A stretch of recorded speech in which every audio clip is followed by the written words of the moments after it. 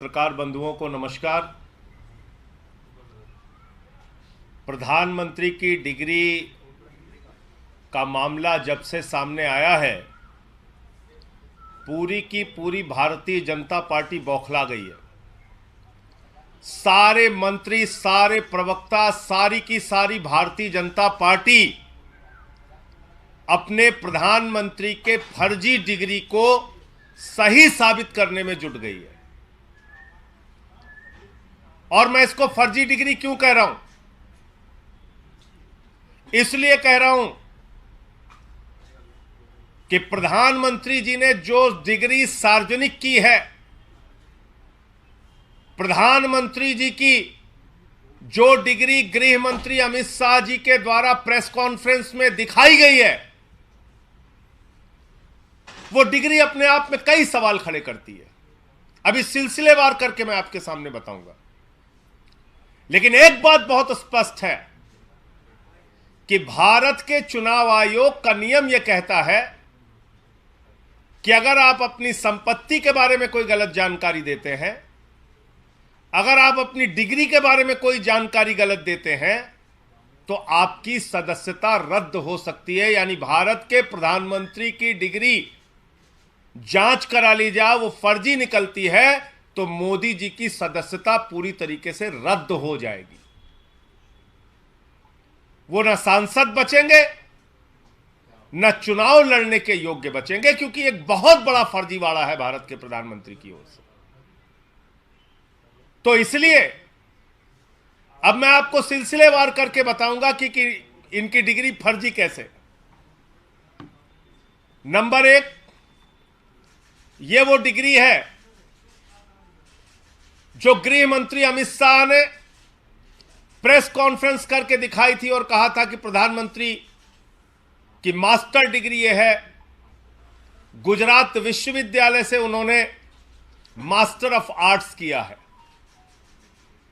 अब इस डिग्री में देखिए आप, नकल के लिए भी अकल चाहिए होती है, लेकिन इस नकल में अकल का इस्तेमाल नहीं किया गया। यहां पर यूनिवर्सिटी लिखा हुआ है और यूनिवर्सिटी की स्पेलिंग में विक्ट्री का वी जो आता है, उसके इस्तेमाल की जगह बैट का भी इस्तेमाल किया गया है। यह हो गया यूनिवर्सिटी। तो हमारे मोदी जी यूनिवर्सिटी से पढ़ाई किए हुए हैं और इसी सर्टिफिकेट में एक जगह और यूनिवर्सिटी लिखा हुआ है, नीचे उसकी अंग्रेजी ठीक लिखी हुई है। यहां बी आ गया, यहां पे विक्ट्री का वी आ गया।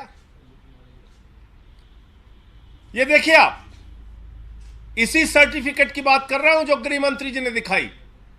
दूसरा, मास्टर ऑफ आर्ट्स जिस फॉन्ट के अंदर लिखा गया है, जिस फॉन्ट में, यानी कि जिस लिपि शैली में मास्टर ऑफ आर्ट्स लिखा गया है, इस लिपि शैली की शुरुआत 1992 में हुई है।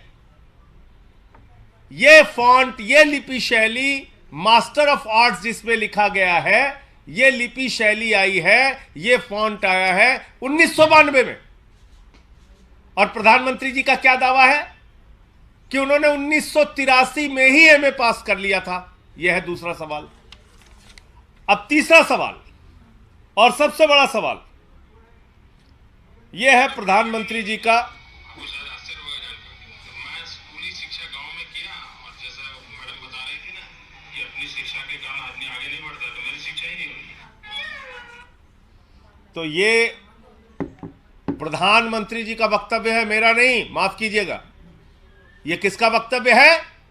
भारत के प्रधानमंत्री आदरणीय नरेंद्र मोदी जी का वक्तव्य है, मुख्यमंत्री गुजरात बनने के बाद। आज मेरा सिर्फ एक सवाल है मीडिया के माध्यम से, और भारतीय जनता पार्टी के किसी भी नेता में अगर साहस और हिम्मत है तो जाकर प्रधानमंत्री जी से इस सवाल का जवाब पूछ के बता दीजिए। सवाल क्या है? 79 में और 78 में अगर बैचलर डिग्री दिल्ली विश्वविद्यालय से प्रधानमंत्री ने कर ली, 1983 में मास्टर ऑफ आर्ट्स की डिग्री गुजरात विश्वविद्यालय से कर ली। अगर आपकी 1989 में बीए की डिग्री हो गई, 1983 में एमए की डिग्री हो गई, तो भैया प्रधानमंत्री जी देश के सामने इस बात का खुलासा कर दीजिए कि फिर 2005-06 के दौरान या मुख्यमंत्री बनने के बाद का ये जब का भी भाषण है, आपने क्यों एक टीचर को संबोधित करते हुए कहा कि आपकी कोई शिक्षा दीक्षा नहीं है, स्कूली शिक्षा के आगे आप नहीं पढ़े। ये तो आपका बयान है, मेरा बयान नहीं है।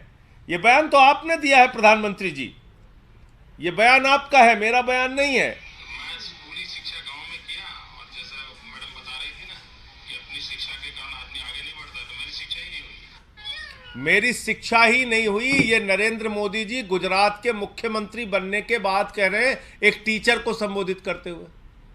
तो भैया जब आपने 79 में बीए कर लिया, 83 में एमए कर लिया, फिर 2005-06 में आप क्यों झूठ बोल रहे हैं? इसका मतलब ये सच बोल रहे थे मुख्यमंत्री रहते हुए, जो उन्होंने कहा वो सच था, वो सच था।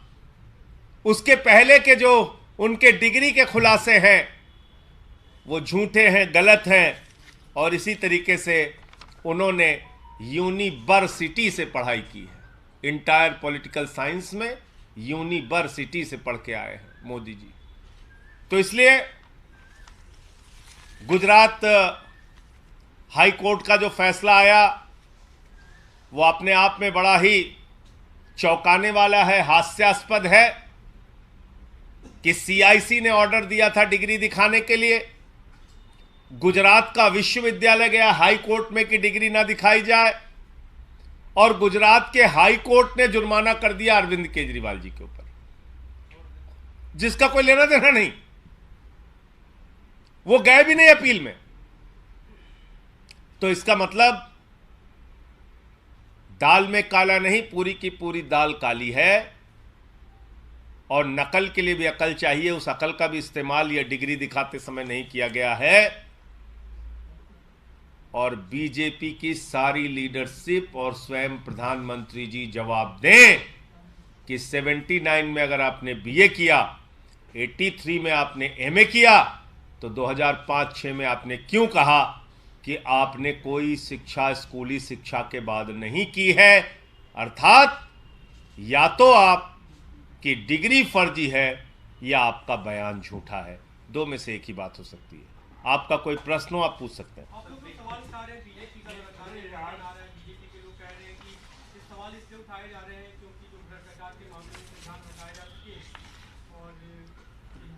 देखिए, भ्रष्टाचार के मामले में क्या बोला जाए?